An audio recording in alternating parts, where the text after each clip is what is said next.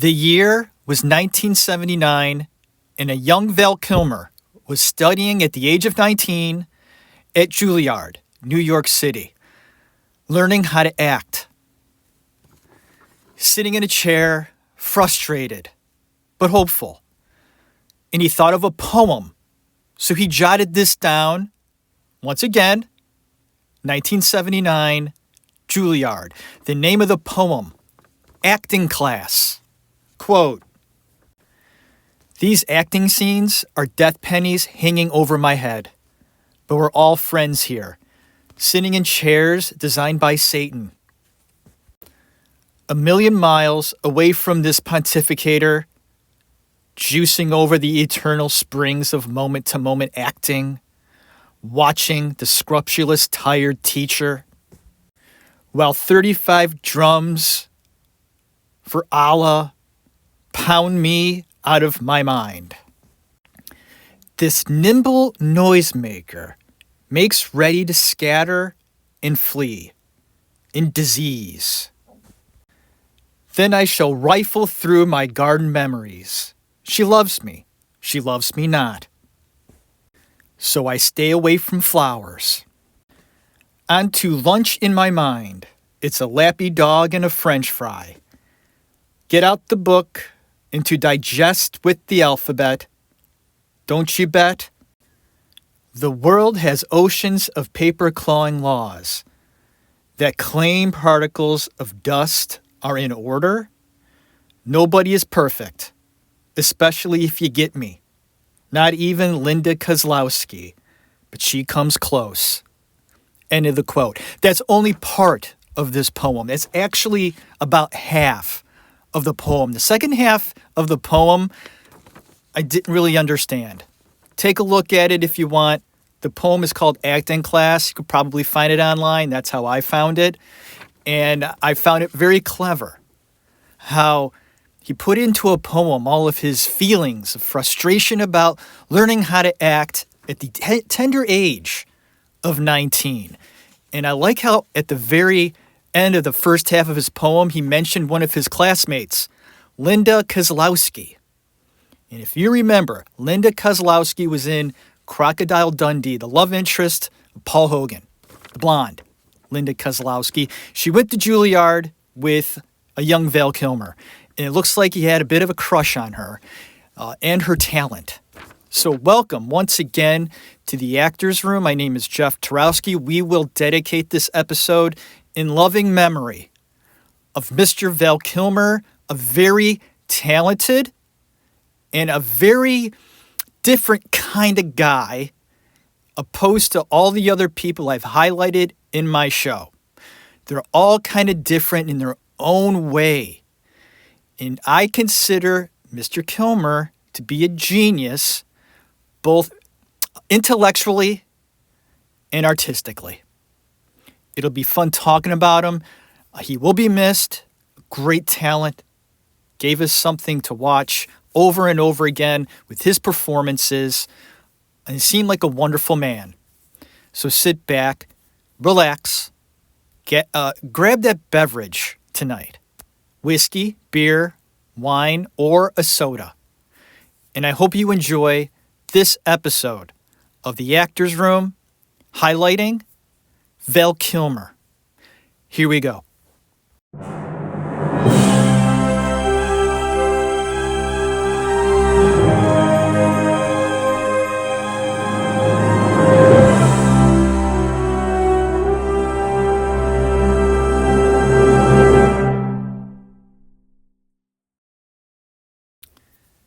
If there's one thing I learned doing research on Val, was this.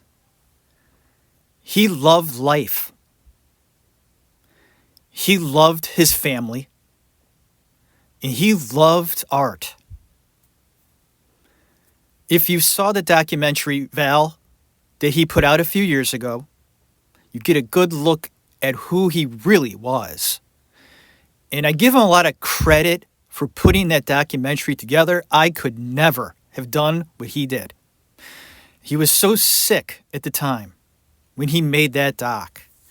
But you could tell he really wanted to show the world who he really was. An intimate look into Val Kilmer. You don't get to see that with 99% of the artists that we look at and enjoy their work, the stars, the big people up there. Most of them don't want you to know who they are. Val sort of opened the drapes to his life for us to see in that doc. And that's brave, because like I said, I couldn't do that. And I mentioned his doc because you get to see how much he really did love life and everything that life offers to us. And someone like a Val Kilmer, I think he knew how special he was. And I say this in my show a lot with these successful actors. They're very confident in who they are and what they can do. And Val Kilmer is a perfect example of that. Confidence. There is another absolute with Val. He loves to capture moments, especially his own. And thankfully he did, or he wouldn't have gotten to see all those wonderful moments in his doc. Val was one to be behind the camera recording his childhood, his teen years, when he went to Juilliard, doing plays off Broadway, on Broadway, and even when he did his films, he would capture moments behind the camera doing that. I'm bad at that. Personally, I'm not that guy with the camera. Bad on me for missing out on moments, but there are good and bad with that notion, that idea, right? Are you behind the camera too much? I find that people that do that are also missing moments, right? I like to live in the moment of life. Val liked to live the moments behind the camera, experiencing everything through the lens, for the most part. But what we get from that is a treat for us, because without that camera, we don't see all the wonderful things that Val experiences through his art and through his family. Learning more about him, and in turn, Val learning more about himself.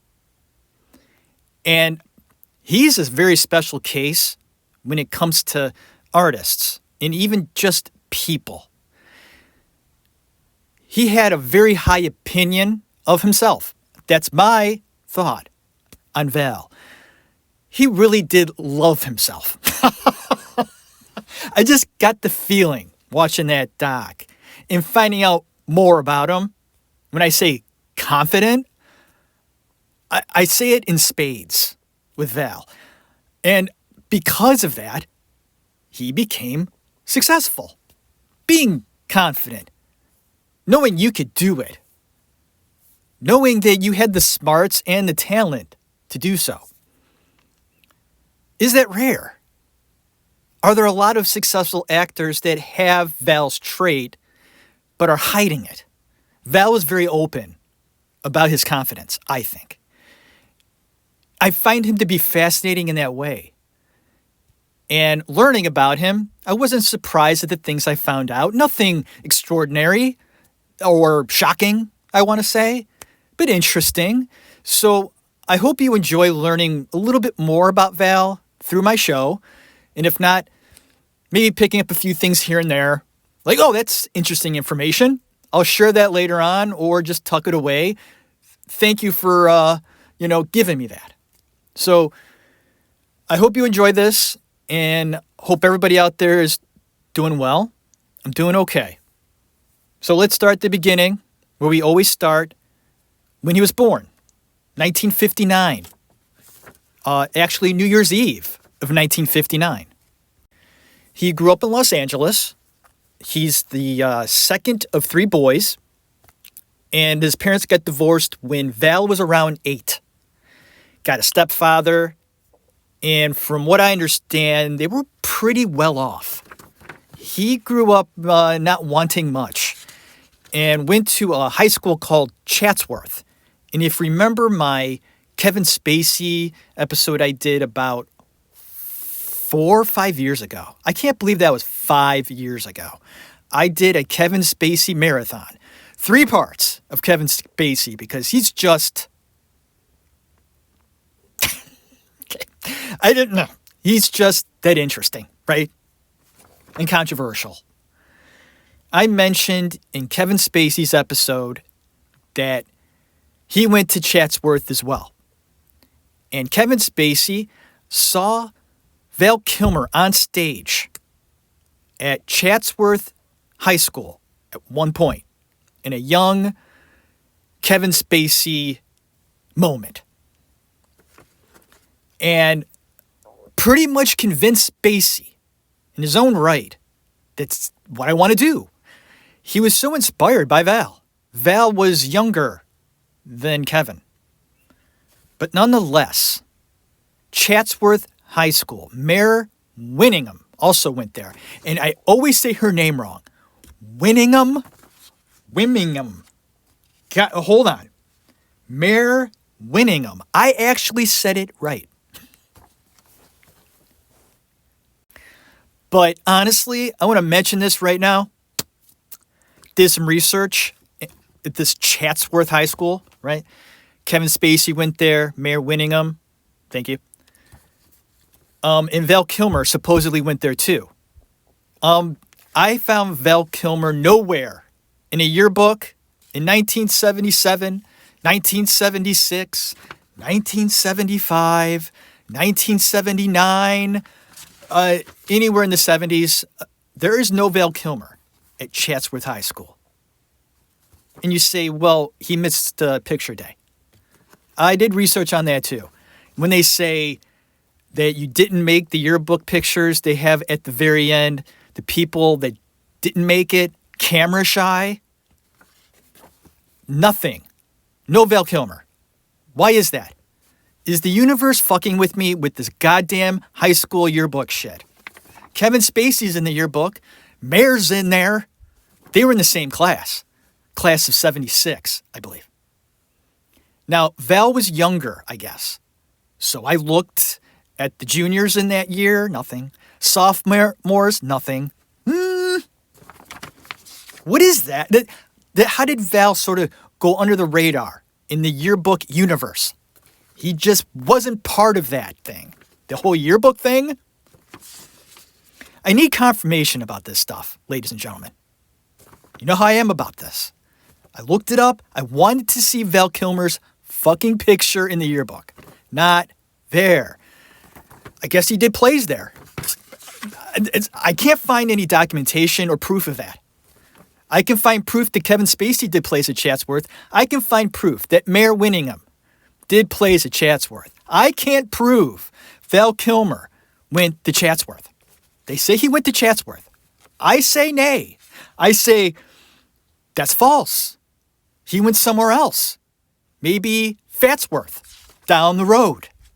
He didn't go to Chatsworth. But honestly, I kid. For some reason, that sort of, he just didn't, I don't know. He did miss the yearbook thing, I guess. But anyways, getting on with this. It's ridiculous. This whole yearbook thing, I need help. I'm seeking help. There's a number I can call. I'm going to call it, and we're going to take it from there. But let's move forward a little bit, because I don't want to get off of this whole Chatsworth connection, because it's a big deal. You got Val Kilmer, Kevin Spacey, and Mayor Winningham. They go to this high school, and all three of them very successful, especially Spacey and Kilmer. And I find it interesting that Kevin Spacey speaks very highly of Val Kilmer, but I don't see evidence that Val Kilmer ever talked highly of Kevin Spacey. Was Kevin Spacey always just a piece of shit? I'm going to say maybe. More significantly, I'm going to say yes, definitely. Well, it could definitely be confirmed that Val Kilmer went to Juilliard. I've seen the pictures. I've seen the documentation. That is a fact. And he was, at the time, in 1977, the youngest student accepted at Juilliard ever at that time. He was 17. That's incredible. That's pretty rare. At the time, of course, his first ever to do that. That's how talented and smart he was. Now, Kevin Spacey will follow him once again, creepy, to Juilliard, going to show just how creepy Kevin Spacey was. Still is to this day. Okay, I'm dogging on Spacey, but he deserves it. Am I right? Most Juilliard students usually don't complete the 4-year program. I found that to be true. I think it's because of the restlessness of an artist. Being at one place for 4 years is a long time. It may be because Val was so young going into it that he found it very comfortable to continue on with all 4 years at Juilliard. And of course, he's going to learn a lot there. But I found that it's good. And also, completing something like that, I think it was a good choice for Val to do all 4 years, learn all he could there. He struggled in that poem I read in the beginning of the episode with that uneasiness of trying to learn how to act. This is a hard process. And Val being so young at the time makes it even harder. Acting students say that the older you are in your life, the easier it is to learn acting. And I think it's patience, and I think it's wisdom. There are just a lot of things a young kid just hasn't experienced yet. And this whole moment-to-moment thing, and using sense memory, and doing all of the other things that actors have to learn, movement, being aware of your body, and so on. Val was very open to all of these things. He looked up to all of his teachers. Didn't find him being a brown nose, but he was attentive, and he took in all of the things they were giving him, something that I didn't have back then. When I went to acting school, I wasn't like that. I'll admit it. I was closed off to other aspects of the conservatory experience. Val wasn't. And he went all 4 years. I only did a couple. I was getting restless myself. Val took it all in. He was very smart, too. And obviously in love with Linda Kozlowski, was it? And I want to note that in his poem, he wrote her last name wrong, not his last name. He knew his own last name, but he wrote Linda's last name wrong, Kozlowski. I think he had her spelled, her name spelled K-O-Z, and it's K-O-S. Linda Kozlowski was very attractive, and Val, using the beauty of Linda Kozlowski, placed it into his poetry to figure things out in his mind, in his soul, his artistic world. I found that Val used women to inspire his art. God bless him. I'm sure he used other things as well, but on the top of his list was women. Women inspired him, got his juices flowing, not only sexually, but artistically. For example, young in his career as an actor, he did offstage work, and he did a bit of commercial work, and then he did movie work on TV with Michelle Pfeiffer. Love this connection. Just did Michelle Pfeiffer a couple of weeks ago, and she's coming up in a Val Kilmer episode. Love it.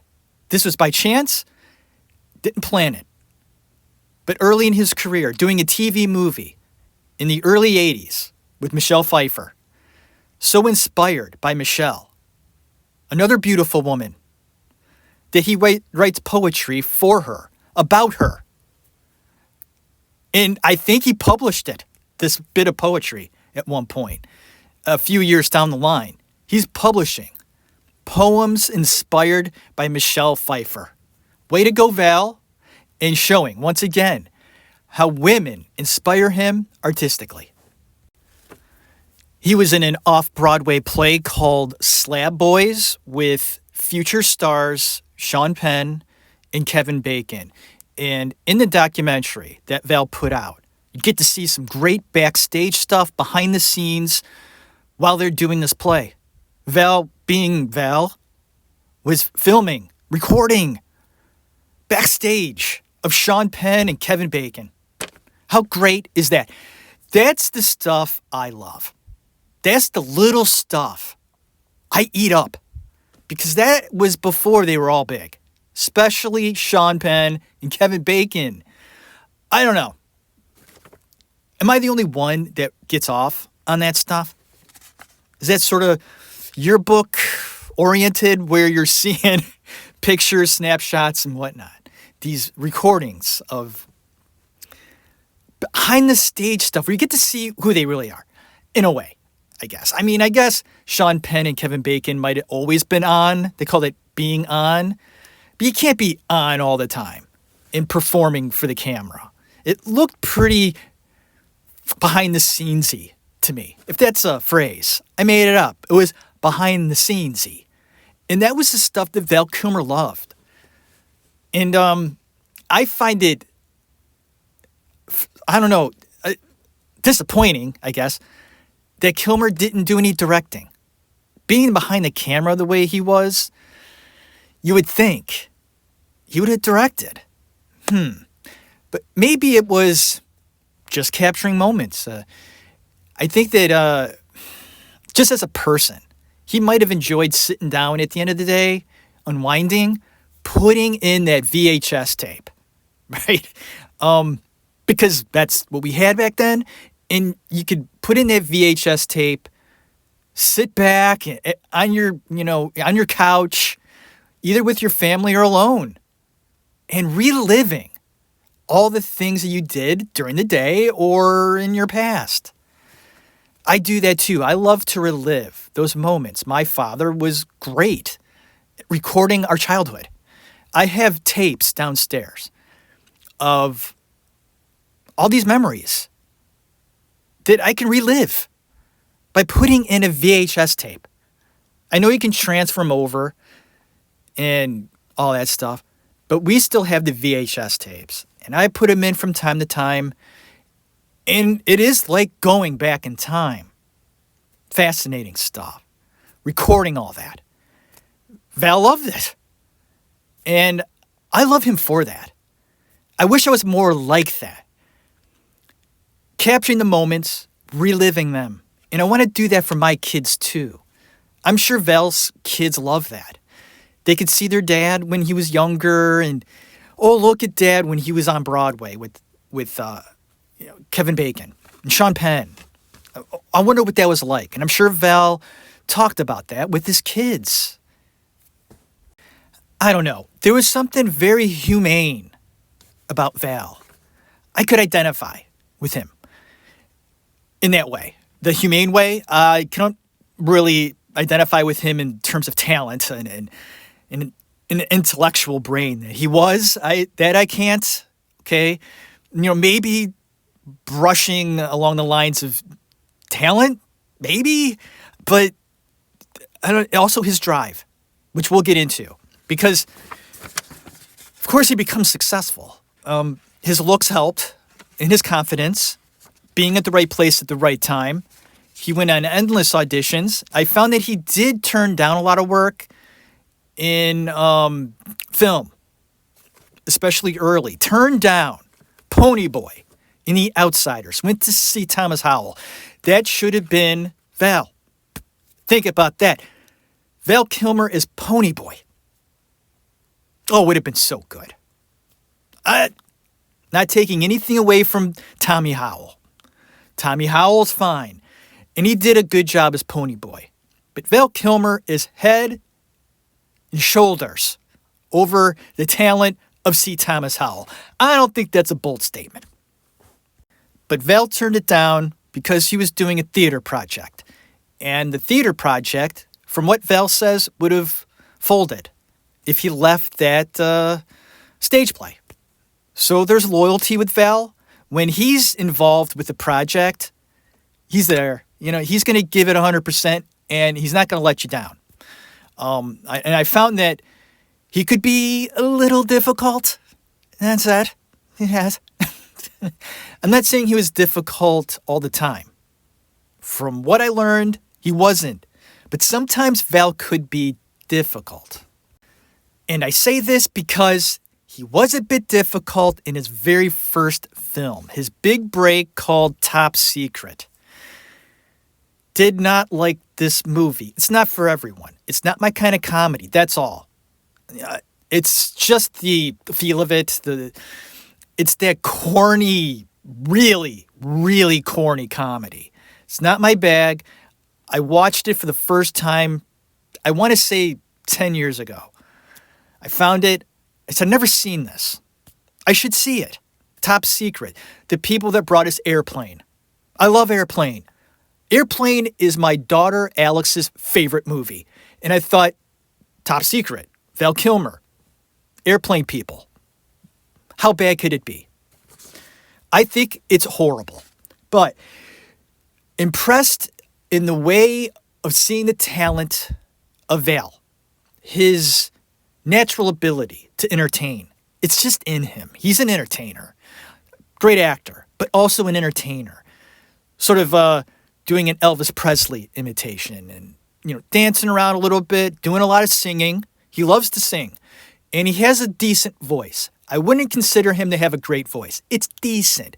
And he's passable as a singer. I just didn't like the movie. God, it's corny. It's hard to watch those movies for me. I cringe at those kind of movies.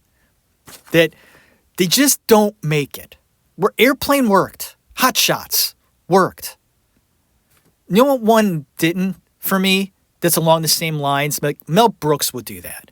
Robin Hood Men in Tights that Mel Brooks did. I can't watch it. So Top Secret, his first movie, along the same lines. I can't do it. I'll never watch it again. But I have to note it because that was his first film. So I'm going to see if there's any notes about his first film. I guess there was a soundtrack that went with this movie, and it featured a lot of Val. So that's noteworthy. And also I want to point out, this being his first film, 24 at the time, it said that reportedly he had issues on set. So there you go. And the people that reported this admitted that most of it might have been because he was so involved with his character. And his character was sort of difficult. I'm going to put it this way, too. This guy, because he was 24, he's not a kid anymore, very dedicated. This shit was important to him. So he's going to take it seriously. And maybe he comes off that way too.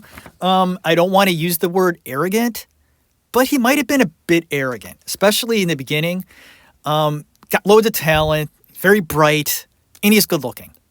So it's easy to say and just make, a prediction at that time. He was cocky and arrogant. The next film, and I would just want to say, I'm not trying to insult Mr. Kilmer. That's not my intention. I'm not here to insult anyone. On my show, I speak how I feel. I've come to realize that.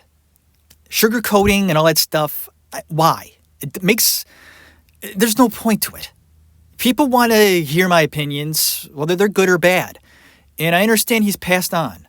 And he battled. There's no doubt about it. That guy battled for at least 10 years with throat cancer.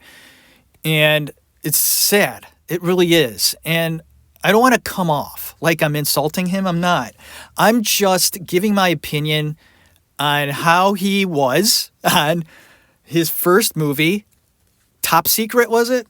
Top Secret. So we're going to move on, and we're going to talk about a few other of his films that he did. We can't do all of them. I'm just going to point out a few of them in his career that stuck out to me.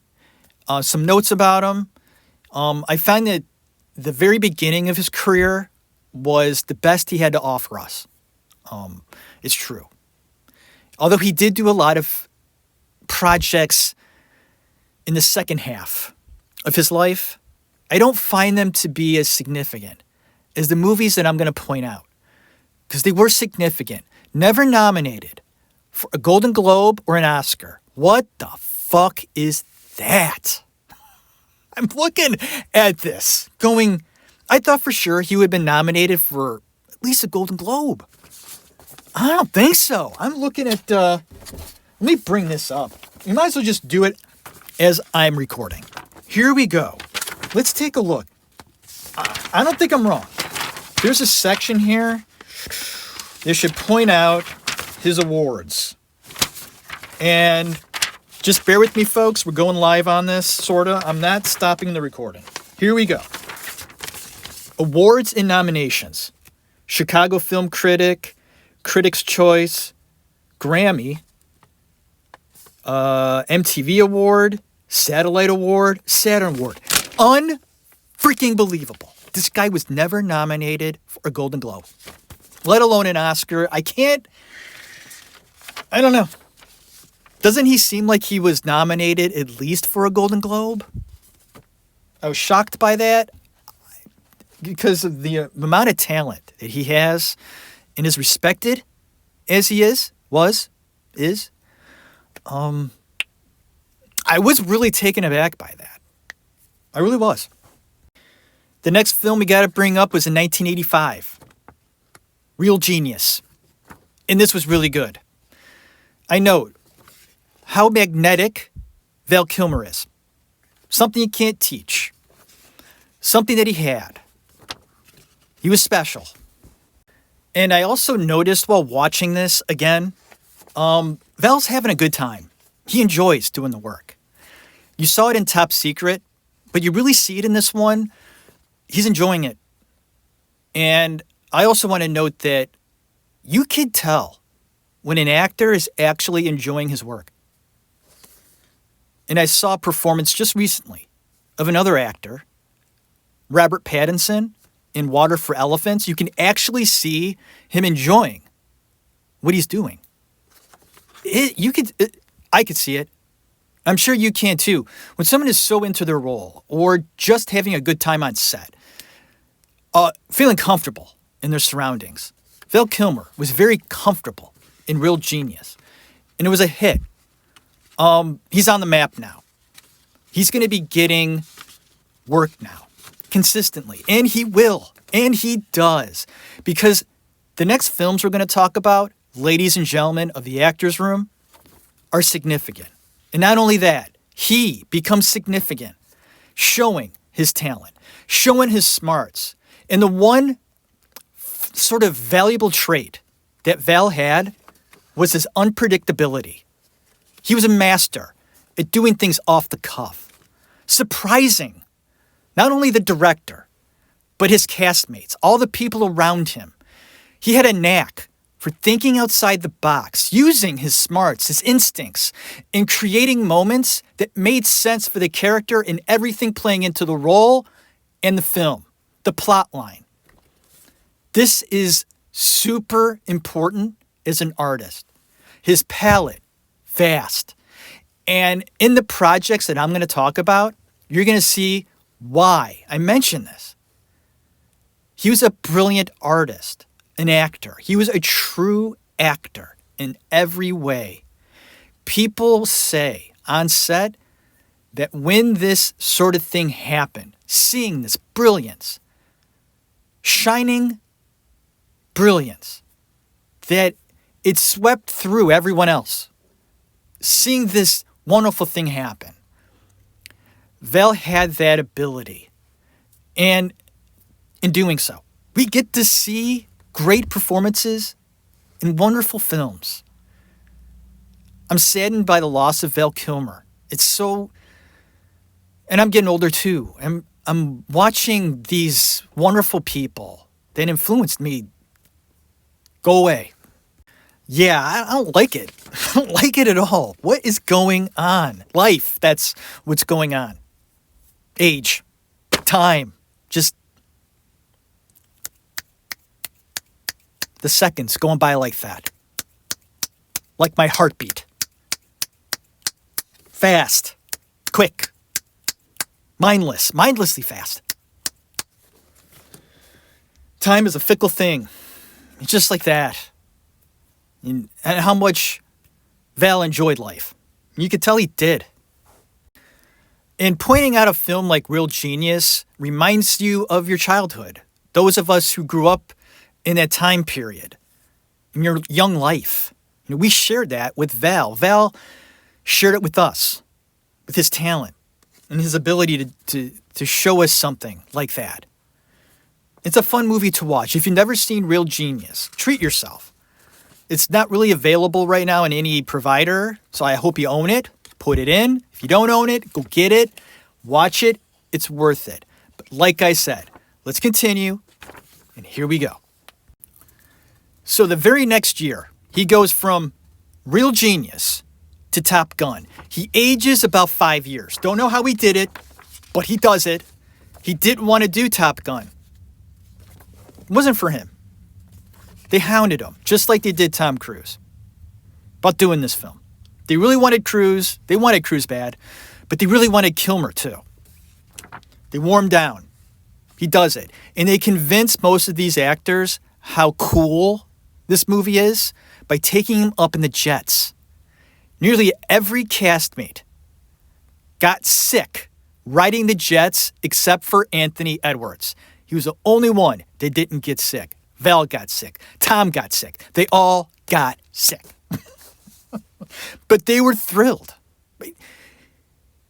These artists, this sort of inspires them. When they're taken to this other dimension. And being up in a jet like that, I'm sure took them to another dimension. Literally does. And they were excited about doing this film. And it shows. Top Gun's not for everyone. It's a cheesy 80s movie, but it's the cheesy 80 movie of the ages. If you grew up during that time, or if you know of Top Gun, it defines cheesy 80 bliss. And it did well. Top grossing movie of 1986, Top Gun. Let's talk about Val Kilmer's Iceman. Don't you fucking love that character? And you're not supposed to. He's kind of a dick. And Val does a great job of being a dick. His hair's perfect. His look is perfect. He wears his suit perfect. His outfit, whatever. And his attitude, the way he looks at Tom. And from what I heard, they didn't get along on set. That's fine. They shouldn't. And it plays into the characters. That makes sense. I don't think they got along off set either. But that's okay. That's fine. It works in the film, and that's all that matters. Don't you really like his character as Iceman? Everyone does. Is it because he's standing up to Tom? Could be. You could tell Val Kilmer was not intimidated at all against Tom Cruise. God bless him. I guess he ad-libbed, of course, because he's so spontaneous in his work. When Tom Cruise's character says that he went inverted in his jet to flip the bird, there's a chuckle or a bullshit from Val Kilmer's character. That was Val. And of course, we got to talk about the best scene in the movie, right? The volleyball scene? Good God. I guess that's the pinnacle of the movie. The volleyball scene. For the women, maybe. The glistening bodies of Val Kilmer and Tom Cruise and all the other guys on the volleyball. I guess they did that scene all day. It was supposed to be for a few minutes. The producers were pissed. But it's the most famous scene in the movie for the women or men. And I laugh at that. Whatever. Hey, it's a fun movie, right? My brother doesn't like it. Que sera, sera. I enjoy it. I was thinking of watching it last night in honor of Val. I should have. I watched something else. But I should have put in Top Gun. I should have. And I regret that now. I should watch it tonight. I mean, I could see why my brother doesn't like it because it's a cheesy 80s movie. But there's a lot of cheesy 80s movies I like. And Dave too. And you know why he doesn't like it? I'm gonna make a guess. And if he's listening, let's see if I'm right. He doesn't like it because he watched it for the first time as an adult. I'm thinking if he watched it when he was younger, he may feel differently about it. And I think that matters. I do. Am I right, Dave? Am I right? Did I get it? He's probably like, Jeff, just shut the fuck up. Let's move on. So we are. The next big one, Willow, 1988. This one, I remember very well as a kid. We had some sort of book, this Willow book, and I remember looking at that book a lot, reading it, just enjoying it. And the character of Val Kilmer is one of the characters my cousin Bobby adores and places very high. And it's a fun character. You can tell he plays. And all the actors on this film, the little people, loved Val and heard that he was difficult in other projects and couldn't believe that rumor or that information because they felt he was just the opposite. Giving, playful, fun, his humor off the wall, and he made everybody on set feel comfortable. And maybe it was because of Ron Howard, too. Ron Howard's a great guy, the director of Willow. And it's an adventure movie, and it did very well. And that character, I think, being the late 80s, it touched a lot of people in that time period, especially teenagers. Were drawn to that character. Mad Mardigan? Mardigan? I said it wrong. I don't care. Whatever. I make a mistake on my show. Keep it in because, A, I'm too lazy to rewind, go back, erase it. I'm just lazy. I wouldn't be a very good editor because when it comes to editing this show, I've pretty much gone, fuck it. If I mess up, it's in the show. I don't feel like editing. It's boring. I don't like to edit. And God bless you, all those directors out there that partake in the editing process. You have to have control over the project 100%. You got to edit it too. You just can't leave it to somebody else. I hear it's the hardest part of filmmaking. Editing. I could see why. I don't even want to edit my hour show. Val will meet his first wife and fellow actress on the film, Joanne Whalley. And they'll have kids together. She's beautiful. So well done, Val. You can tell. Val, he knows how to pick them. Michelle Pfeiffer, and I'm not saying that him and Michelle had a thing going on. He just was inspired by her. And of course, Linda Kozlowski, also a very beautiful woman, and he was inspired by her too. This inspiration, he marries, has kids with. Note here, John Cusack tested for the role of Mad Mardigan, but lost out to Kilmer. Good. Why did I say that? I love John Cusack. I do. Not personally, but artistically. Moving on. We're going to move on. I just don't see John Cusack in that role. Do you? John Cusack is Mad Mardigan? Really? No wonder. I'm sure he tested for it, and whoever watched that testing went, the fuck was that?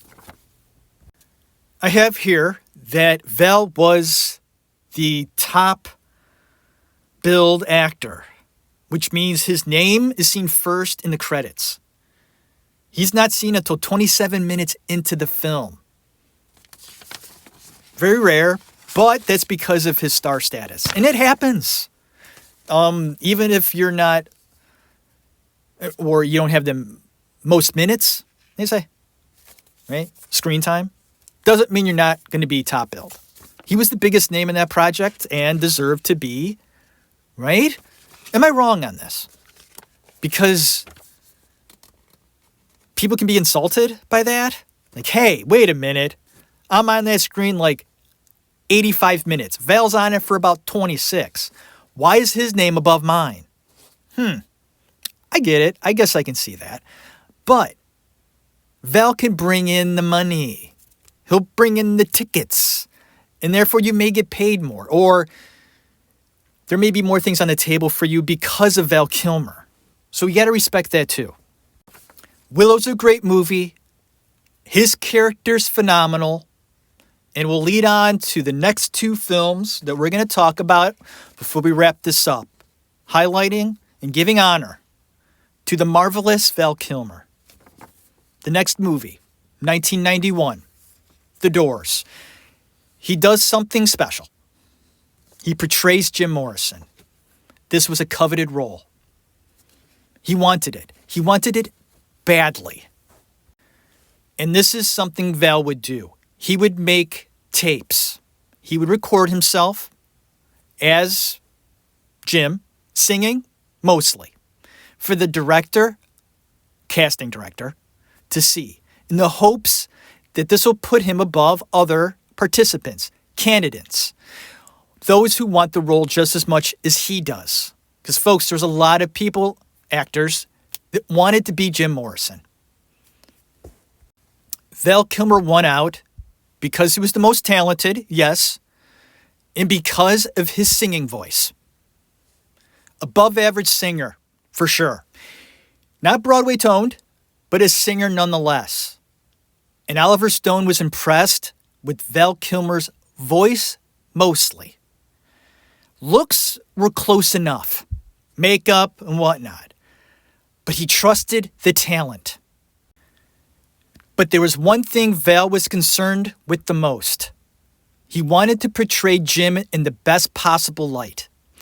Did a lot of research on Jim, Val did, and found him to be very complex.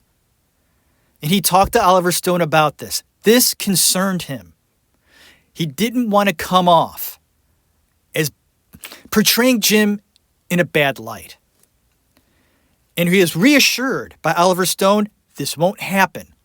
We're not going to make Jim look like a boozer, a drug addict. But they did. Unfortunately, folks, Oliver Stone did it his way. And it's not a bad movie. But the portrayal of Jim Morrison, in my opinion, and those of a lot of others that knew him. I'm not saying I knew him, but I did a lot of research on Jim Morrison in the past. And unfortunately, The Doors doesn't give a very good positive spin on Jim Morrison. You ask any of the Door members today if they felt that film portrayed Jim Morrison in the right light, and they'll say no. Especially Ray. The others too. Although I think it was Bobby Krieger that said there were things in that movie that were true. A true portrayal of what happened, during the progression of the band and what happened on stage some nights.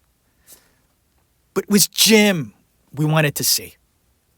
And Val sort of being reassured by Oliver that they're going to do it the right way.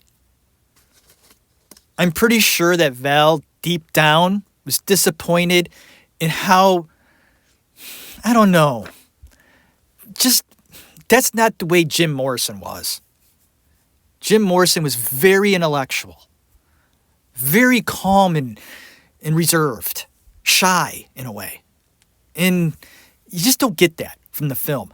And it's the acting of Val Kilmer was excellent. People said that knew Jim that when Val Kilmer was sort of at a distance, not like down the street, but at a distance, say 20 feet away, they could have swore that was Jim. They were like going back in time. He encapsulated Jim's being. He did it. There aren't many performances for me of real people, okay, that I smile on, because it's hard to do. Telling an actor to be another person for real that people know about and have seen many times is very difficult. But Val Kilmer, he did it. He succeeded. I believed him. He did a great Jim Morrison. And although he's not portrayed in the right way, hey, that's Oliver Stone's movie, man. He could do whatever the fuck he wants, and he did. He does. Oliver Stone does what he wants. It's art. That's Oliver's art. You can't be negative about it. You may not like it, but I wouldn't dog it. That's the way he wanted his movie to be. And I want to note that Val Kilmer does all the vocals.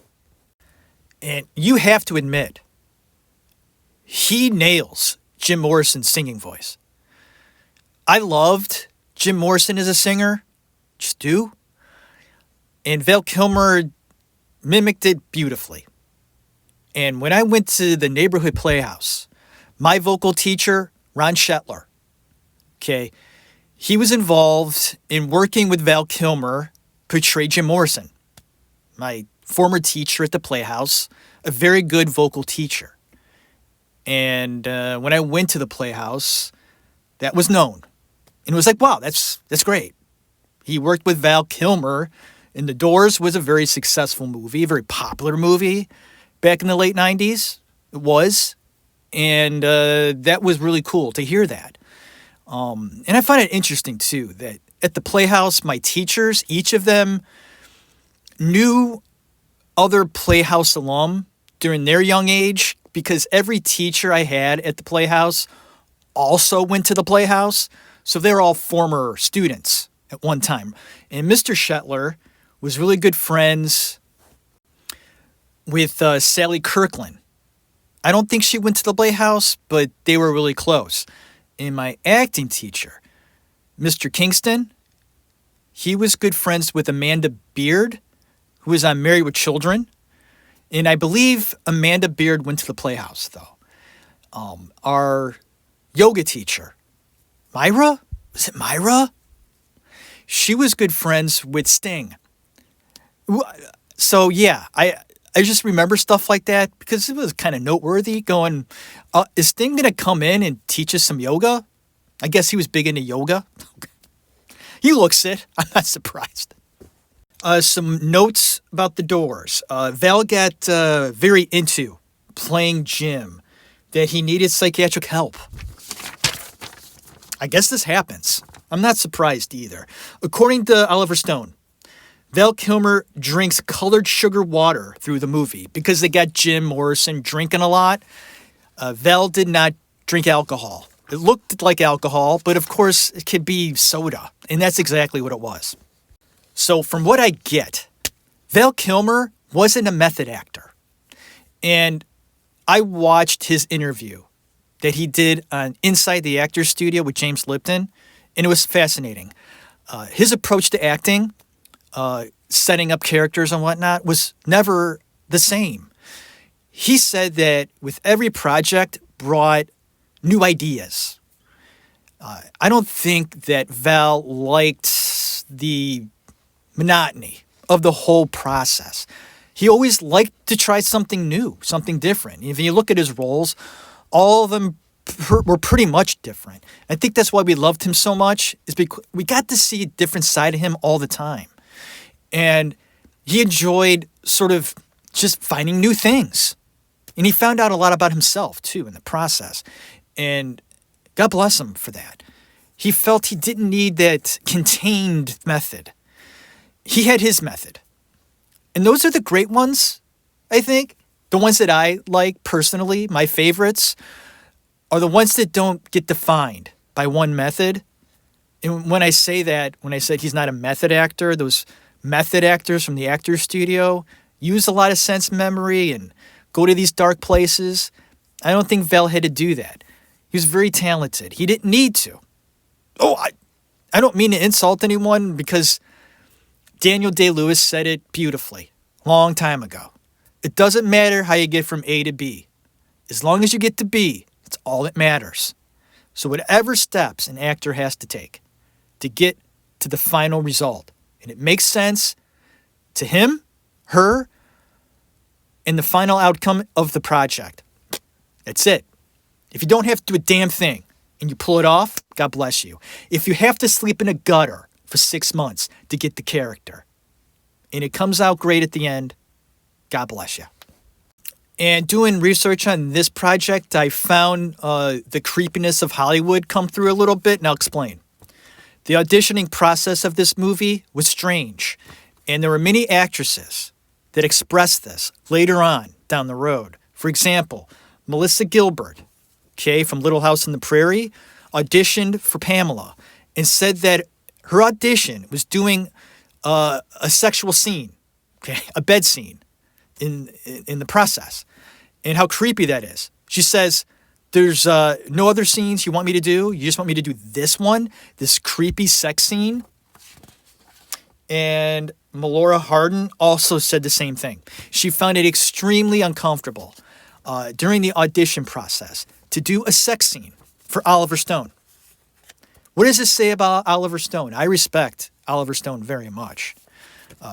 Was in close contact with his son Sean for a while back in the day when I was doing my Brando project. But I don't know.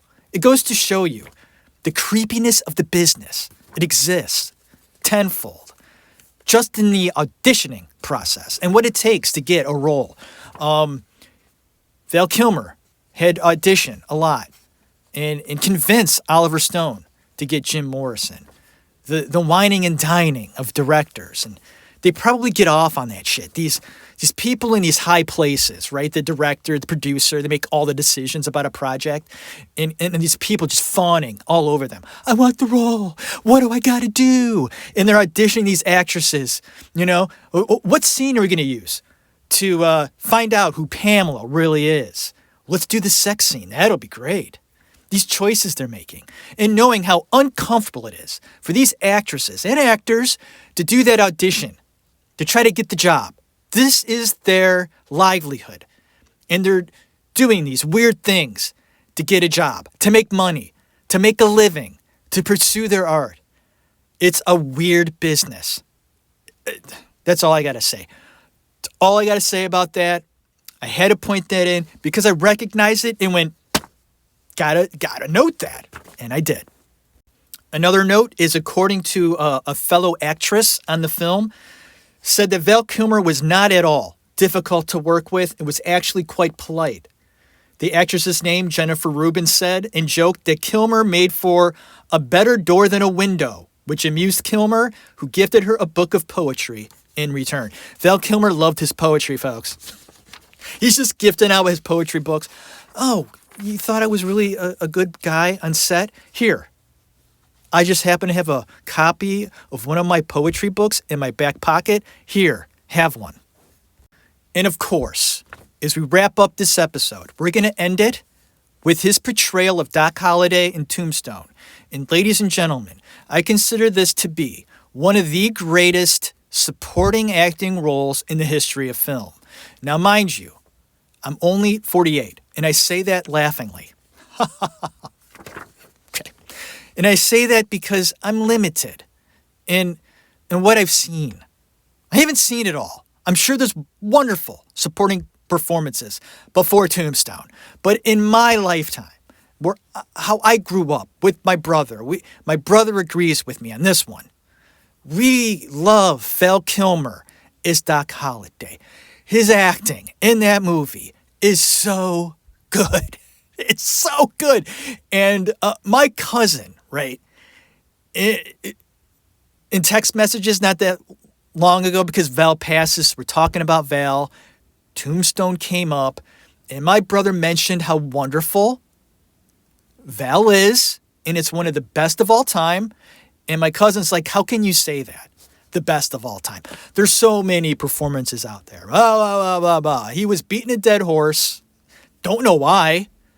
I think it's because he just wasn't a fan of Tombstone. I am. I watched it that night. The day of Val's passing, I honored him in my way by watching Tombstone. Why not? And for me, I think it's one of the greatest of all time. That performance, that character.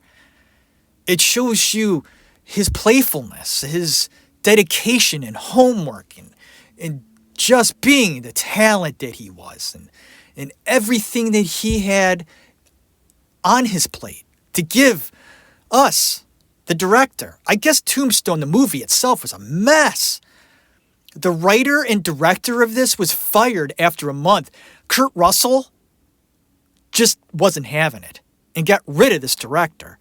Took it over. They put another director in there, some prick. And nobody liked this new director, so Kurt Russell and Val Kilmer pretty much took it over. Rewrote the script. It was all about Val and Kurt after that. But hey, I don't care. I love the movie.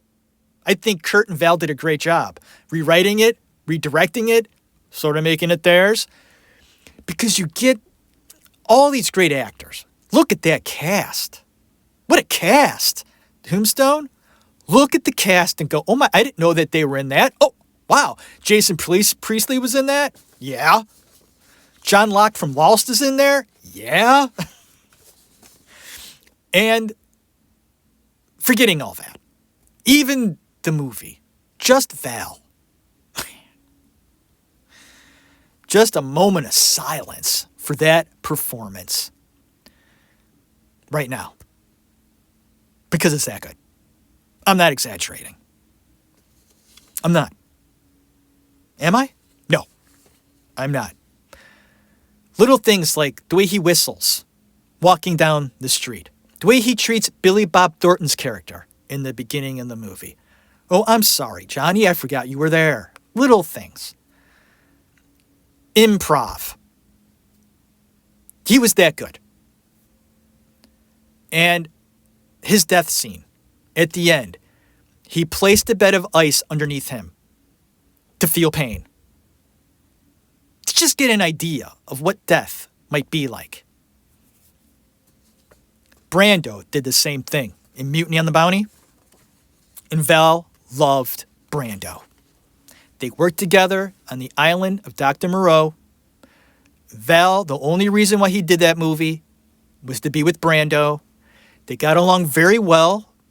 And even in Val's documentary, you get to see Brando. He was fucking with them during the filming. Recorded it, and we saw it in his doc.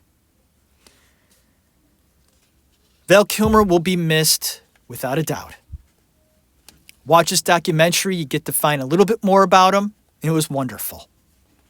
He might have been cocky, a bit arrogant, but wouldn't you be as talented, as smart as Val Kilmer was, and beautiful? He seemed like a great father, and I don't know. It's just a part of life, and seeing these people go is so sad.